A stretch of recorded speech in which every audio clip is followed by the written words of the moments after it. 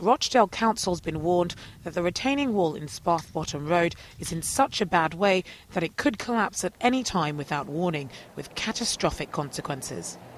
It's been 2 months since the local authority was ordered by Bury Magistrates Court to take responsibility for repairs, but as of yet, no work has begun. Concerns were first raised about the safety of the wall back in 1973, but council and residents couldn't agree as to who was going to foot the bill, and so work stalled. Over 3 decades later, and work still hadn't been started. But about 3 years ago, the council got in touch with people living on St Albans Terrace, saying that they would start repairs, but only if the people living here paid for it, at the cost of about £36,000 a household. They didn't think we were going to do what we did. They thought there's no chance they'd take us to court. They've got to pay for everything now. 30, 40, 50 years ago, they should have come and maintained it, shouldn't they? Or checked on it, kept a check on it, but they haven't. They've waited till it's nearly falling down now.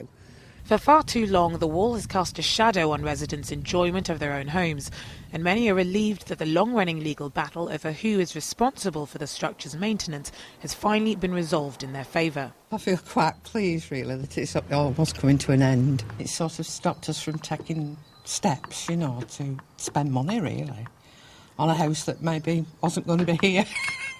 The council now faces an estimated £1 million bill for repairs, but has still not yet set a date for work to begin.